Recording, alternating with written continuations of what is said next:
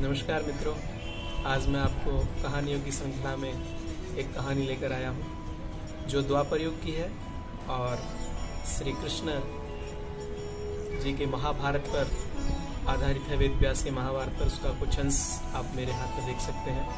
एक अनोखी कहानी है, सोचूंगा आपको पसंद आएगी। आपने महाभारत के युद्ध में दोनों सेनाओं का प्रमाण तो देखा ही होगा।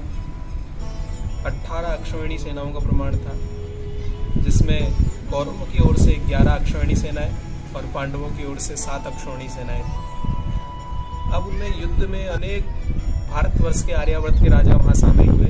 अपने अपने हस्तिनापुर के राजा के कौरवों के तरफ से लड़ने के लिए, पांडवों की तरफ से लड़ने के लिए बहुत सारे अनेक राजा इकट्ठे हुए। सब ने अपना अपना स्थान निश्चित कर लिया, कौन कौरवों की ओर से लड़ेगा, कौन पांडवों की ओर से लड़ेगा। इसमें सर्वाधिक भूमिका भीष्म पितामह की रही, क्योंकि भीष्म पितामह एक सर्वश्रेष्ठ सेनापति थे। इसलिए ज्यादातर जो राजा थे वो कौरवों की तरफ शामिल हुए, लेकिन फिर भी पांडवों की ओर से शामिल होने वालों की संख्या भी कम नहीं थी। इन दोनों की युद्ध की तारीख निश्चित हुई और युद्ध का दिन निश्चित हुआ। उस समय एक उडुपी के महाराज थे, वो भी युद्ध में शामिल होने के लिए आए। उडुपी दक्षिण भारत का एक शहर है, नगर है, वहाँ के महाराज भी युद्ध में शामिल होने के लिए आए। लेकिन उस समय तक दोनों सेनाओं में राजाओं का विभाजन हो चुका था। अब उडुपी महाराज के समक्ष ये परेशानी खड़ी हो गई कि वो किस सेना में शामिल हो। तो इसके निवारण के लिए वो भगवान कृष्ण के पास गए। अब भगवान कृष्ण से पूछा कि भगवान बताएं मैं किस सेना में शामिल हो सकता हूँ। तो भगवान कृष्ण ने उनके लिए एक बड़ा ही सुंदर प्रयत्न करके एक अच्छा सा अनोखा सा उत्तर खोज निकाला। उन्होंने कहा कि दोनों सेनाओं में लड़ने वाले सेनानी और महाराजा तो बहुत हैं, राजा महाराजा बहुत हैं, नृप बहुत हैं। उनके लिए भोजन की व्यवस्था का प्रबंध कौन करे, ये बड़ी समस्या है। तो उन दोनों सेनाओं के लिए इतनी 18 अक्षौहिणी सेनाएं हैं और उन सेनाओं के लिए दिन रात का भोजन का प्रबंध कैसे हो सके, तो उसकी जिम्मेदारी अगर आप ले सको तो ये सबसे बड़ा धर्म होगा और आप दोनों सेनाओं की ओर से इस युद्ध में भाग ना लेते हुए भाग ले सकते हैं, आप इसमें रह सकते हैं। ये धर्म का कार्य भी है और इससे आपकी कीर्ति और यश फैलेगा। तो उडुपी महाराज सोचने लगे और उन्हें ये प्रस्ताव बहुत पसंद आया। और उसके बाद में जब उडुपी महाराज वहां से गए और दोनों सेनाओं के प्रबंध की जिम्मेदारी उन्होंने संभाली, तो उस समय ऐसा था कि इतनी अक्षौहिणी सेना का कैसे उनको वो पालन कर सकेंगे, कैसे वो अपना वो उसमें दे सकेंगे, कैसे उनका प्रमाण भोजन का प्रबंध उनका हो सकेगा। इसके लिए उनके मन में दुविधाएं चल रही थी। लेकिन दोनों सेनाओं के भोजन की तैयारी उन्होंने पूर्ण कर रखी थी। अब भोजन की तैयारी पूर्ण कर रखी थी तो भोजन के बारे में ऐसा बताते हैं उनका कि सुबह पहला दिन स्टार्ट हुआ तो जितनी अक्षौहिणी सेनाएं समाप्त होती, उडुपी महाराज उतना ही भोजन बनाते थे।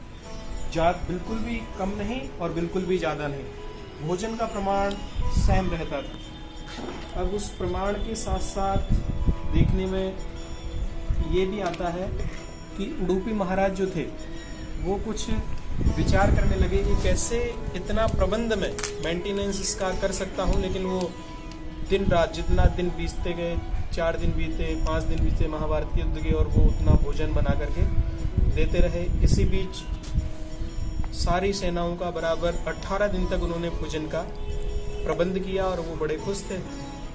और उसके बाद में युद्ध, अब एक अलग कहानी चलती है इसमें, महाभारत के युद्ध के इतर कहानी चलती है, उसको मैं आपको सुनाने का प्रयास करता हूँ। महाभारत का युद्ध आपने देखा है, कई बार टीवी सीरियल में देखा है, कई बार अपने महाभारत पढ़ी भी होगी। उसमें लास्ट तक सभी दोनों कौरव सेनाओं में कौरव सेना समाप्त हो जाती है।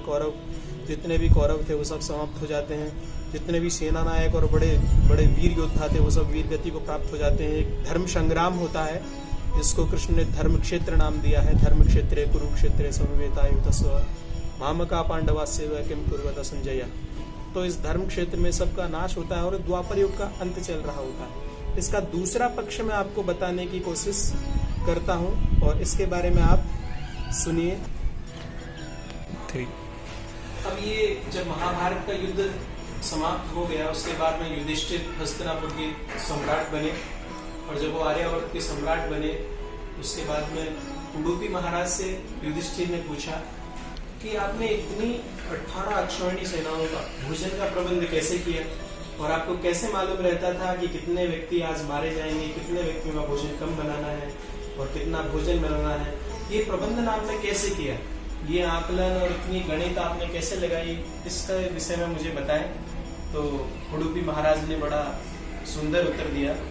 उन्होंने कहा, इसका प्रमाण मेरे को रोज कृष्ण भगवान आकर के देते थे।